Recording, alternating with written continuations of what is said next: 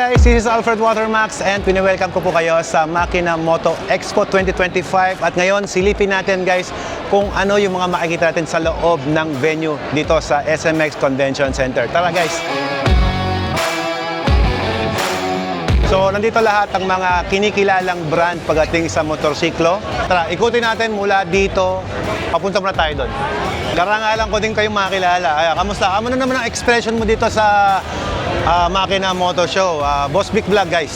Kaya sana lahat ma-inspire natin. Yun. Alfred Watermax, siyempre malakas. Boss Vic Vlog. Salamat brother, ingat. Thank you bro. Nakita napakadami po na naka-display. Ang Big Four nandito.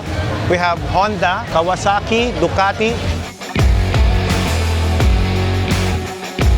Yan, premium motorcycles ba ang hanap mo? Eh, dito yung Ferrari ng mga motorsiklo, ang Ducati Philippines. Ganito kalaki yung booth nila, tingnan nyo, napakadaming naka-display. Pag Ducati, malupit na rider. Sadaan lang yun, sa spalto lang. Yun. Siyempre, doon sa ating Manibela Challenge, isa sa nag-dominant ang brand ng Ducati Philippines. Kaya naman, tara, ipakita natin sa ating video ang kanilang booth dito sa ating Makina Moto Expo.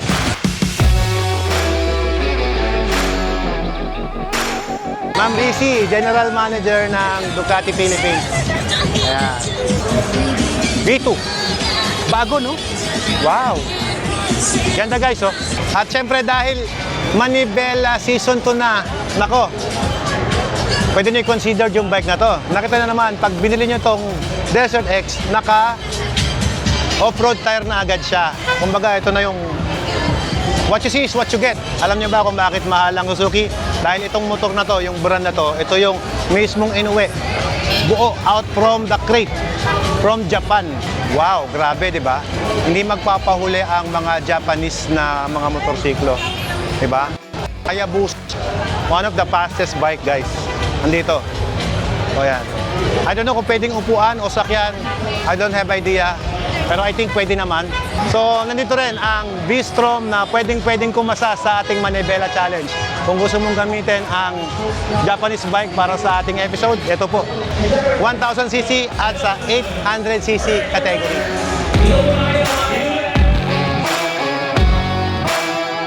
At kung naghahanap ka naman ng isang rolling art na pang-collection na motor, hindi magpapahuli ang MV Agusta.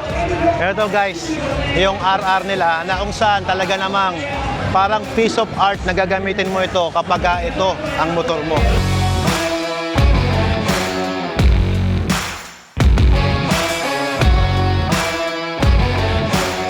Nagandahan ka ba?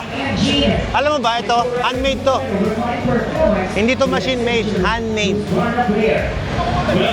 Bawat piyesa nito may kanya-kanyang pangalan ng mismong creator. Ganyan kaganda ang mga Agusta, mga MV Agusta. Ano kung gaano kaganda? Launching pala ng white KTM, Husqvarna.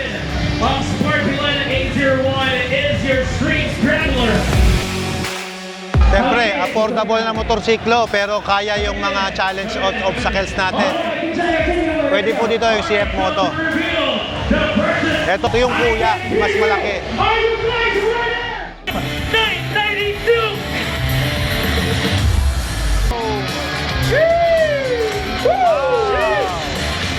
Meron pa dun. Is the KTM 1390 Super Duke R Evo! Whoa! Ganda oh.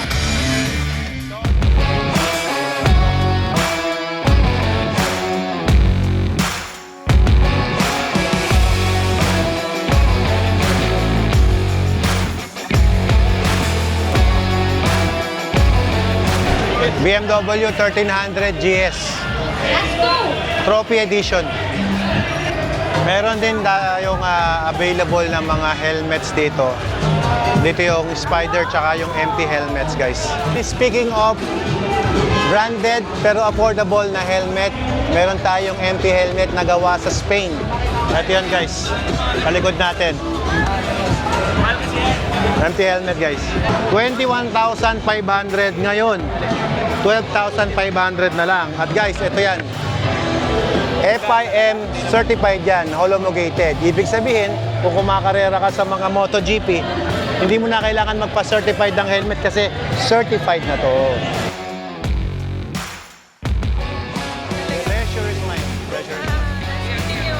Pre, ito matindi oh. May airbag oh.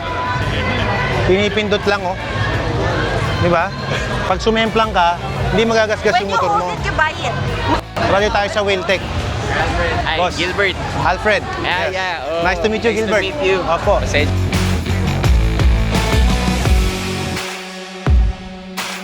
So matapos natin dito sa Wheeltech, tara naman sa kabila. Nandito naman tayo sa Moto Guzzi. So ito yung mga bikes na makikita nyo dito sa Moto Guzzi. Motocross rider talaga to, pare. Hello. Legit na rider to. For 5.7, Oo. pag dito ko nag-purchase galing makina, meron siyang additional 10,000 na discount, tapos 20,000 pesos na voucher with access. Na hindi nila makukuhang discount kapag regular day.